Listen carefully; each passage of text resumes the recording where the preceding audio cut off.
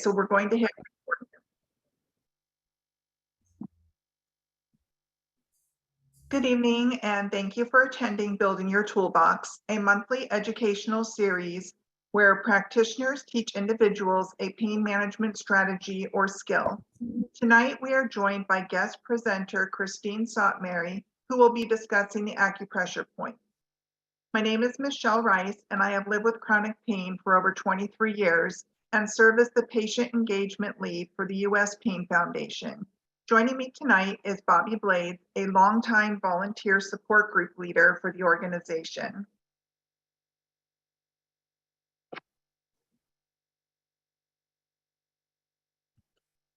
The U.S. Pain Foundation is committed to improving the lives of people with pain.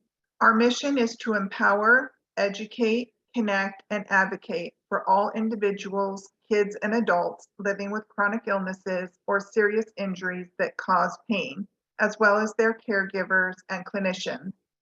Recognizing that nearly every chronic condition has a pain component, our network is extensive. We are dedicated to making sure everyone, communities of color, people living in rural areas, LGBTQ+ communities, military members and veterans, seniors, pediatric population, and caregivers or care persons has equitable access to health care.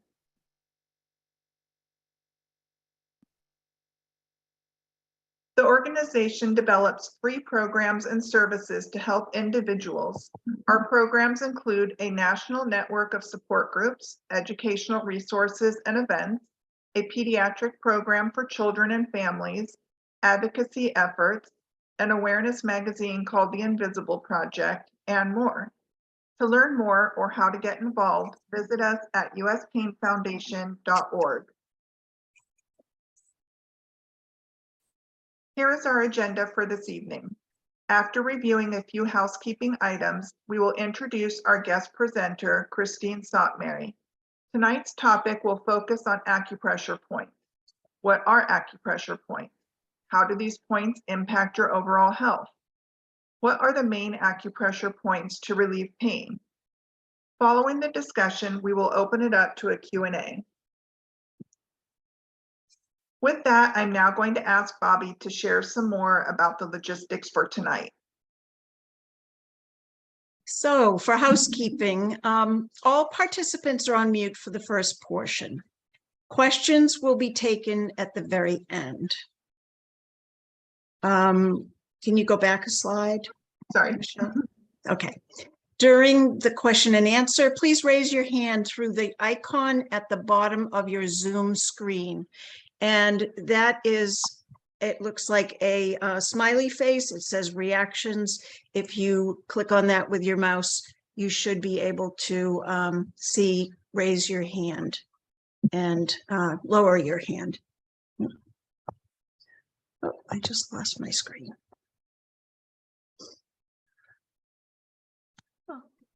Okay, sorry. Okay. Keep questions on topic as much as possible. And if responding to another participant, be careful not to rescue or give advice. We're here to validate and support each other. Remember, different treatments work differently for everyone. Be respectful of other opinions. And please remute yourself once you are done speaking. Next slide. Please. Tonight's event is educational only. The information is not meant to take the place of your healthcare provider. You should always consult with your practitioner about your unique health situation. The U.S. Pain Foundation does not recommend or endorse any one therapy, treatment, or product.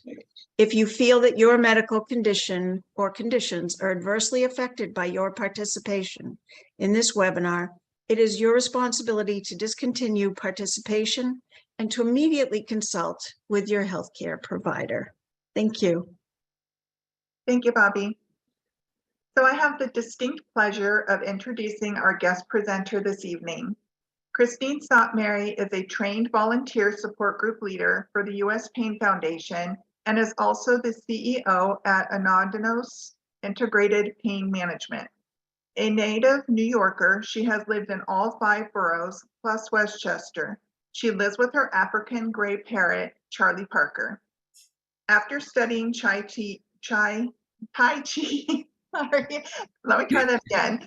After studying Tai Chi for 10 years, Christine went to China in 1988 and studied Chinese massage at Guanmen Hospital in Beijing.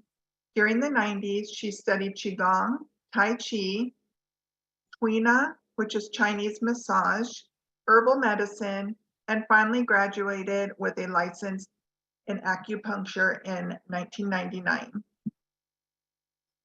Christine has always loved the approach of combining mind, body, emotions, and good relationships to manage pain, and she has used these techniques in her own pain journey.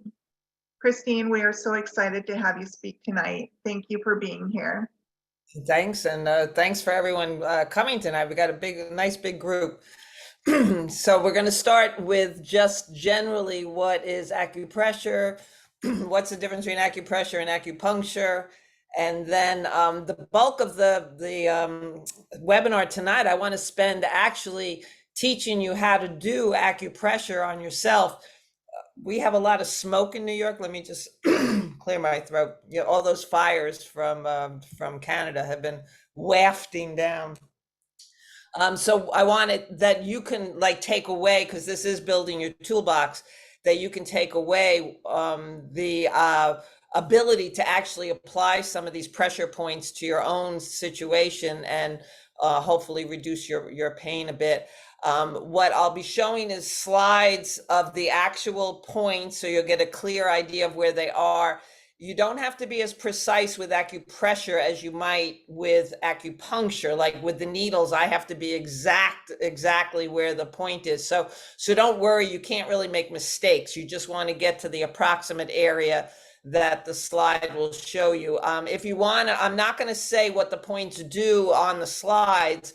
So if you want to get a piece of paper and a pencil and write down the name of the point and then what it does, that's up to you. Otherwise, just, figure that you'll be using these points and that they'll be helpful. You don't have to remember what each one of them does. But if you are interested in that, I would suggest getting a piece of paper so you can write them down as we do them. Those slides will be available on the US Pain Foundation website, so you can always go there and refresh your memory. So you don't have to worry about where the points are, but the thing that you won't have access to is what does each point do as a general, just a general statement. So people have asked, what's the difference between acupressure and acupuncture? And in my experience, because I was a massage therapist first and did shiatsu massage, which is very close to acupressure,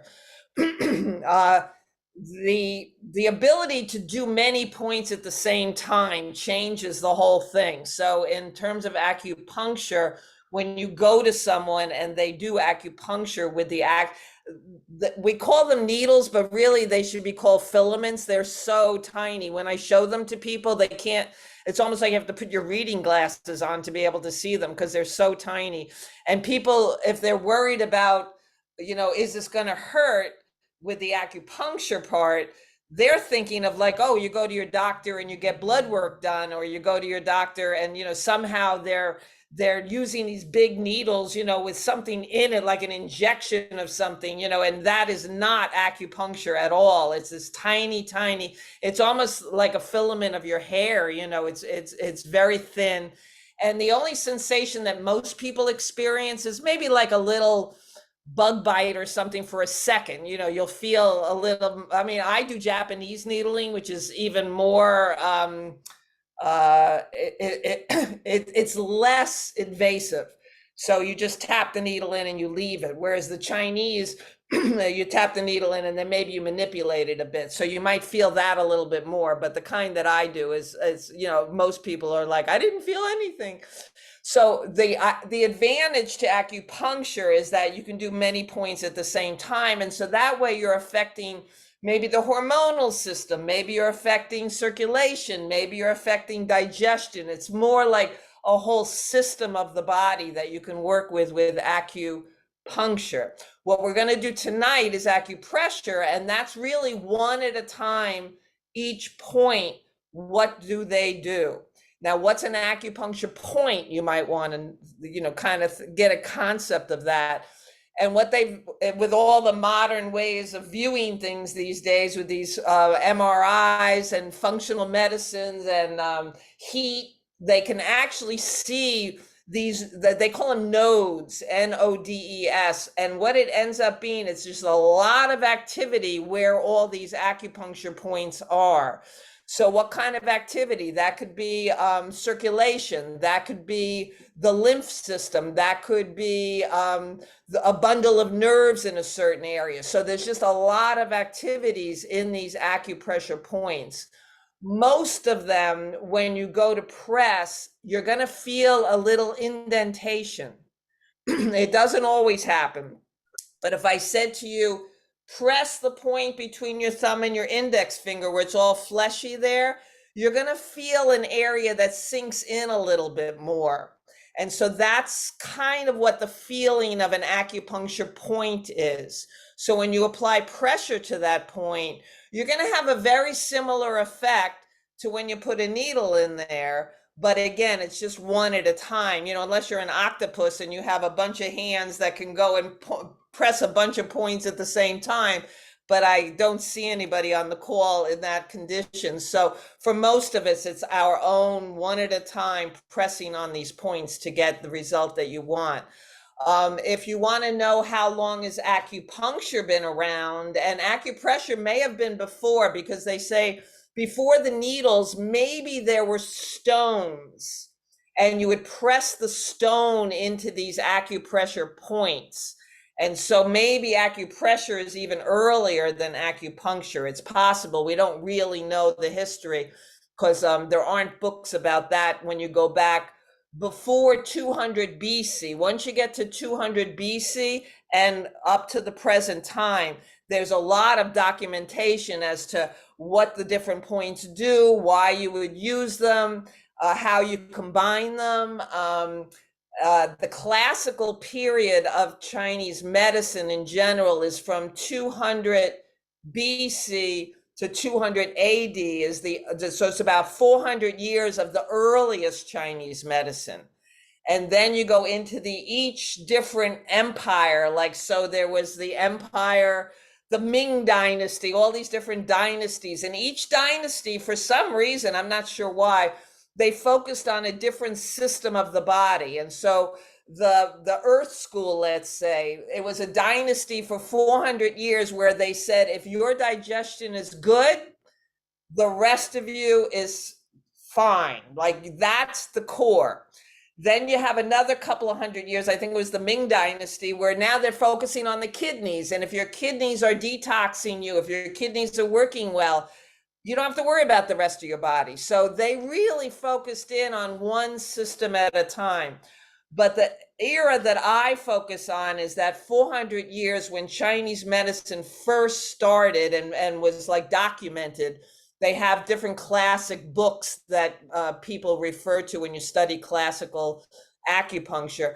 Because to me, from my experience, that's the most holistic.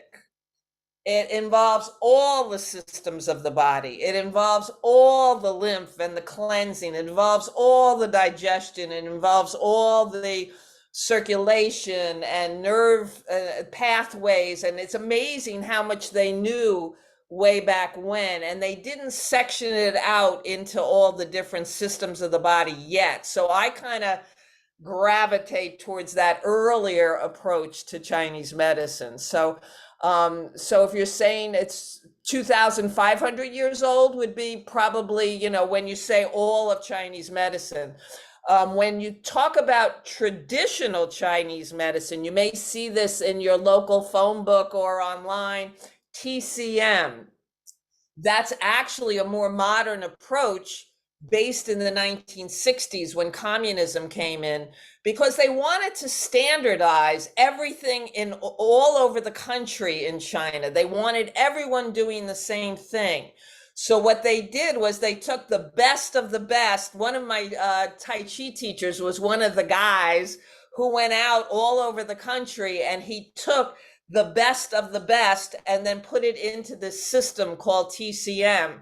So now in more modern Chinese medicine, and like when I went to school, you learn this more modern version. So then it kind of corresponds to Western medicine in terms of diseases. So if you have a certain disease, then it would be, it might have a different name for it. So let's say if you have anxiety and you feel that there's a fluttering in your chest, they call that running piglet syndrome. And if you have gastritis, where you have some reflux and you have acid in your esophagus, you can feel the soreness, it's rebellious stomach chi. So there's all these ways of phrasing these diseases that we know and are familiar with, unfortunately, in Western medicine, but they have some, you know, it's not exactly lined up as an equivalent, but autoimmune diseases is like rebellious chi all over the body, because this energy that's going through your body through all these pathways and all these points can end up being the problem. It's the mischievousness of that. So what happens in autoimmune in the West is that our own immune system attacks our own tissues. In Chinese medicine, they think of it as like, it's just being naughty, it's being rebellious, it's being mischievous, it's not doing what it's supposed to do. So instead of attaching all this kind of disease mentality to autoimmune diseases, what they do is they think of it as, let's just correct it. Let's make this immune system do what it was supposed to do, which is attack pathogens outside the body, prevent things from coming into your body. That's what your immune system's supposed to be doing. It's not supposed to be attacking your joints. It's not supposed to be attacking your thyroid. It's not supposed to be attacking your connective tissue. All the different autoimmune diseases that we're all familiar with, they're calling that rebellious chi. The energy of the immune system is being naughty. So it's kind of a different, it's a little bit lighthearted, more lighthearted. Like you want to, of course, be able to fix it, but the approach to fixing it is a little bit more lighthearted. So let's start with the actual points, because I do want to leave time for questions at the end. So if you got your paper there, write down any questions that you have about acupuncture versus acupressure. And then you might have some questions about the actual points as we go through them. So share screen, and then here we go. And these are just going to be simple diagrams. So I can't, because of my pain, I can't reach all the points that we're going to teach. So that's why I put pictures there. So the ones that I can reach, I'll show you and I'll demonstrate. And the ones that I can't reach, then, you know, I'll answer questions about that. So building your own toolbox is basically, as you come to these monthly presentations, that you would be able to, by the end of 6 months or a year, you'd be able to have quite a few techniques that you can use to help reduce your pain and take control of that self-care piece. So that's why acupressure is perfect, because this is something that you'll do for yourself. So the initials there, LI4, that's the name of the point. You can actually look up LI4 on Google and say, what does LI4 do? If you want more information. But for now, if you have your paper there and you're writing down LI4, which stands for large intestine. Now, when I said before the difference between acupressure and acupuncture, because we're calling this large intestine, LI, I'm referring to acupuncture. Because when acupuncture wants to take care of constipation, diarrhea, anything to do, absorbing your food, slowing down the path of the food through your body so you get more nutrients, anything like that, the large intestine treatment that you would have in acupuncture, it matters that it's called LI4. For our purposes tonight, it doesn't matter at all that LI4 has the initials large intestine. It's not related. What it is, the reason we're presenting it tonight is because it addresses pain all over the body. So LI4 on your piece of paper, you write down pain all over the body. Now, most people who are already familiar with LI4 is that you probably think of it for headaches, because that's how, before I even did acupuncture, that's how I was told to treat when I was doing massage. If someone had a headache, I would massage that point. So that's basically what acupressure is. Now, what I would add into the idea of pressure, so you see the thumb there, and you can kind of massage it in circles. You can make circles in one direction, like counterclockwise. You can make circles in the other direction, counterclockwise. You can press in rhythmical pressures, or you can hold. So whatever, all of them are fine. Whatever your body is telling you it needs, and that can change from hour to hour. That can change from day to day. If pressing LI4 hurts so much that you can't even press it, just rest your thumb lightly on that point. That's what your body is asking it to do that day. And other days, when it feels really good to get in there and make these circles and make these pumping motions and really dig deep, that's what your body wants on that day. So try to listen to your body as it's telling you what it needs. So this was the point that we talked about before. It's between the thumb and the index finger. You have one LI4 on each hand, so don't forget the other hand. What I've noticed is if there's a lot of pain on one side of the body, I find it's beneficial to treat the opposite side of the body.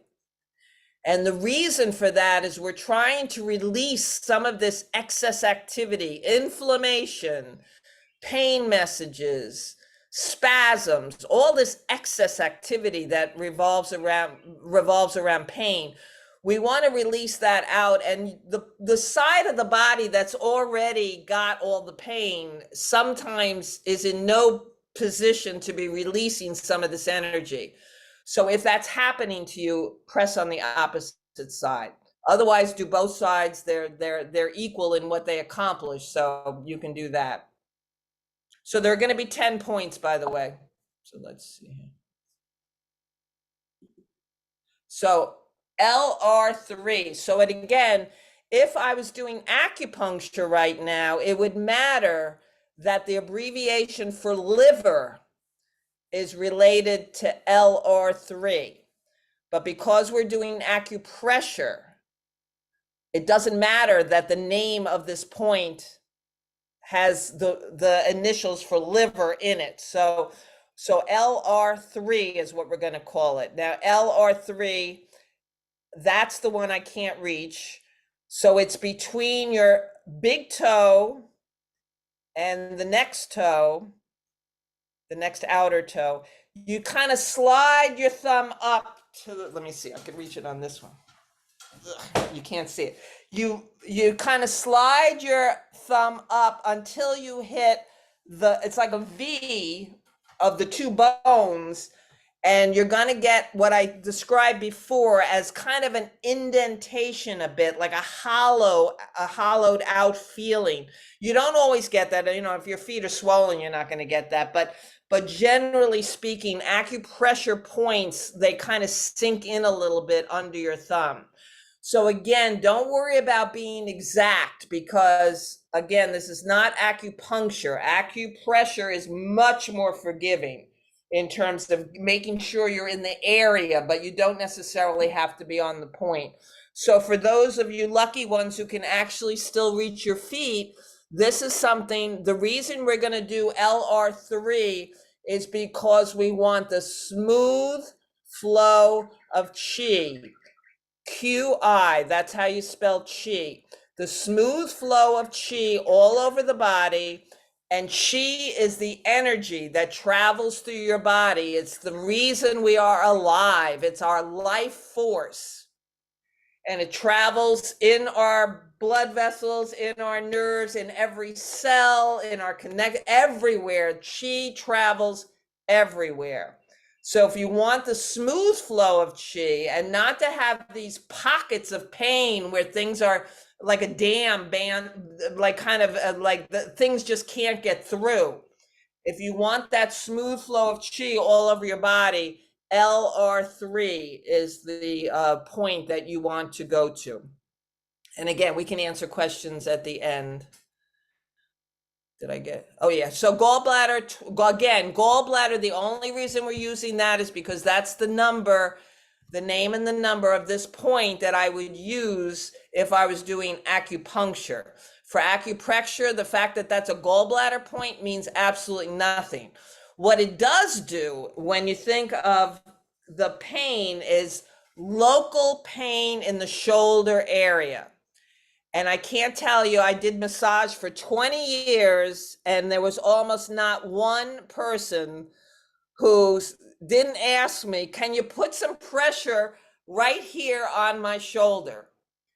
So if you have a point like that, it could be a trigger point, it could be where you collect stress, it can be something about draining some energy out of your head if you have a headache. You can go to this point and again, ask your body what it wants, because if you start putting a lot of pressure on a point that really hurts, that may work, but it also may not. So what you want to do is really listen to your body. So what I do is I do very gentle pressure. If something's really bothering me, I put very gentle pressure first, and then I press a little more and see how that goes.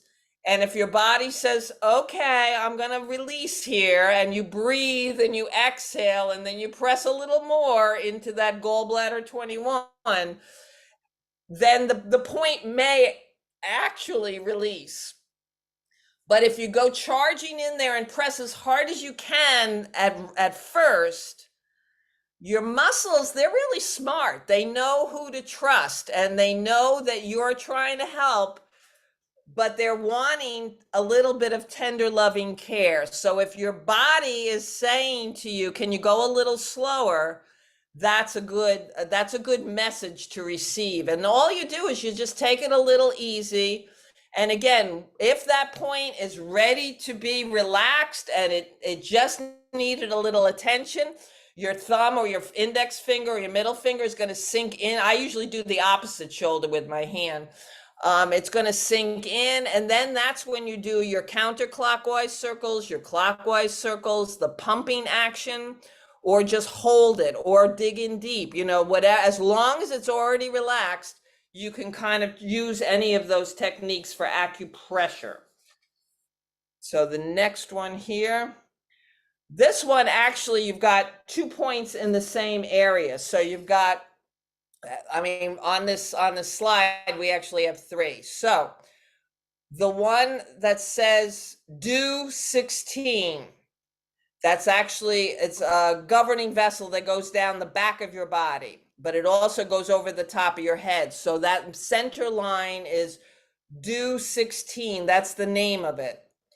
And so what the middle point there, you want to slide. Okay, so in the back of your head, you're going to really feel an indent exactly where this is. So slide off the skull in the back of the head, way at the top of your neck, and you're definitely going to find this huge indent.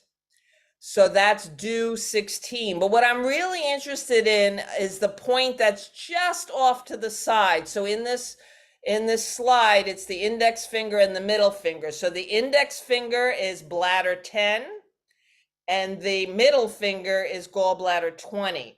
Now, again, you don't have to be exact, but you just go into that indent of do 20 and then slide off to the side there, and you're going to get 2 acupressure points that are amazing for draining your head. what it does is helps with neck pain, helps with headaches, congestion. But again, if it hurts so much to press on it, do the same thing we did with gallbladder 21.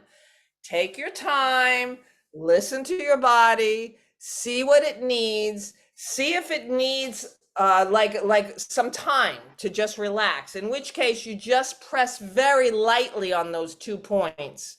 And remember, you have the same 2 points on the other side of the line. So remember, you can do one side first and then go and do the other side.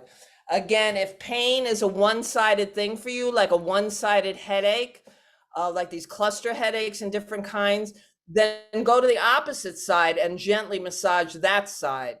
If you just gently put pressure there, you're not going to be adding extra energy to increase the headache.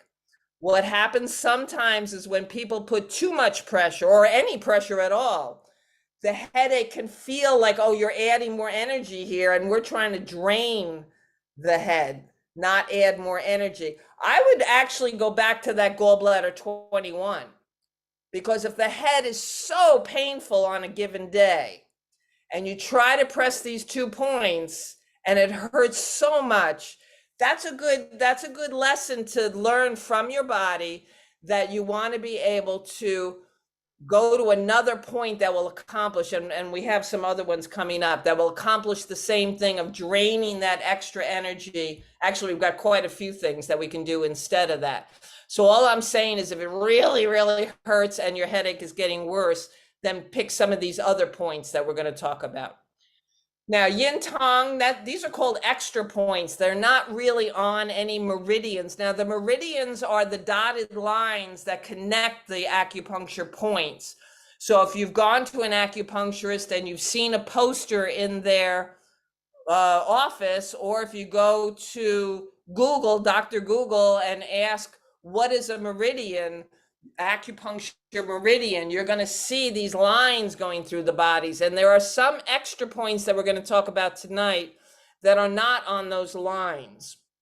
And yin tong is one of the main ones that are very, very useful. So it's right in the middle of your 2 eyebrows. And again, if the headache is so bad that you can hardly even press it, just lightly put your finger there and just wait. See if your body is inviting you in for more pressure, or those circles, or the pulsing. But if your body says, no, no, no, no, no, no, we've got some other points you can use, but just press lightly there to find out that information. So you want to be able to use yin tong, if you've got your paper there, to write things down when you're totally stressed out. If yin tong will allow you to put pressure there, your stress levels can go down, your imagination actually can go up. So for all you writers out there and you artists, and if you have some kind of creative block, yin tong is one of the best ways to unblock that, by just waking up the front of the brain to allow you to have your imagination back again. It's also excellent for problem solving. So if you feel like you have too much stuff on your plate and you can't even figure out what to do first, just press on yin tong and just wait for the messages, because once your brain, that front of your brain, relaxes, it's amazing how helpful it can be to solve problems where, like, just 5 minutes ago, you couldn't think of an answer to your question. And now or maybe even a name you're looking for, or what was that email that I was supposed to do? All of a sudden, it's quite amazing. So it's nice to have that in your toolbox. So that's yin tong. Now, stomach 12. So again, ignore the fact that it's called stomach, because only when it's a meridian connected to other points, and if I'm doing acupuncture, does it matter. But for our purposes, you have your collarbone. And what I do is all 3 fingers on both hands, I kind of sink above my collarbone into, again, it's like a well almost. It sinks in a little bit. And the middle finger is where stomach 12 is. So I use my index finger, middle finger, and ring finger on both sides. I go above my collarbone and I sink in. And once I've sunken in, if that is a verb, the middle finger is exactly where stomach 12 is. Now, this is excellent if those points in the back of your head were too painful to massage. If you have a headache, usually headaches don't go into this area. So it's a great place to drain excess energy out of the head. It's actually called the dumping ground because phlegm, allergies, anything that is stuck in your head, but that can include any kind of inflammation, and also with headaches, you want to be able to drain out that excess activity, I would call it. So so stomach 12 is a great point to do that with. And again, you don't have to do all 12 of these. I just wanted you to see what your choices are. So even if in one session, if you take 15 minutes in the morning and maybe pick 3 or 4 of these points that you want to try, maybe it might even be too much to do all 10 of them. So for those of you who are trying them out right now, go gentle because, we've got a few more to do. So you don't want to overdo. So now these are acupressure points, and this is what triple heater is, the TH. And the reason I lump them all together here is because I really want to get to the 2 points that are underneath the ears. So do you see TH17, TH16? Again, we want to drain things out of the side of our head. So if our ears have, if you feel like you have your allergies are going crazy, if your headache is on the side of your head, actually, if your headache's in the middle of your head, you might be free to be able to do the side of your head without too much pain. What I do, and we'll do this later when we have our videos on, is I take my thumb and I put it behind my ear, and I put my index finger in front of my ear and I pull down, and my thumb kind of sinks into those 2 acupuncture points underneath the ear, TH17 and TH16. So I start like kind of halfway behind, like around TH19. That's where my thumb starts. And then I pull down the front of my face and I pull down the back of my face. Now, for those of you with trigeminal neuralgia, what I would do is have my hand be out about 6 inches and do the same motion without actually touching my face, because it's the same thing that I was saying before about those points in the back of your neck. You don't want to add more energy to a situation that already has a whole bunch of energy, like hyperactivity. The other thing with trigeminal neuralgia, if your other side is free to do this and doesn't have any pain, you can just do it on the unaffected side. So that's something I wanted to mention. Now, these are more extra points. Just like I said, yin tang is an extra point. The nickname is, well, Ba Shi is the name, but it can also be the webs of the hand. And what I do with the webs of the hand is I lock both my hands and I put pressure, even with the thumb, the opposite thumb, I sink into that LI4 that we had before, but I just kind of squeeze my hands. And that way you're getting the web. So it's almost like I'm praying. Maybe this is why people pray, so that they can release some of the excess energy out of their body. So this is excellent for what they call the upper heater. So anything that happens in your upper body. So that includes your head, that includes your jaw, that includes your face, that includes your neck, that includes your chest, anything above, like in the rib area and above. This will drain heat out of any of those areas. Those are all upper heater areas. So what I do is I squeeze my hand, and we'll go over this when the videos are back on, so that I can put pressure on all those webs all at the same time. Again, if you have a one-sided thing, you might just want to go between the webs with your other hand and just massage the one hand at a time if you have a one-sided situations. So bashi, those are extra points. Like I said before, there are no meridians, no lines going through the body. There are no organs related to this at all. Now, for people with any kind of stomach, digestion, even the bowels, lack of energy, this one is bringing nourishment into the body. So do you see where it says CV12? That's conception vessel 12. Conception vessel is the front of your body. We had dew in the back, which is the governing vessel. Now we have CV in the front. So conception vessel in the front.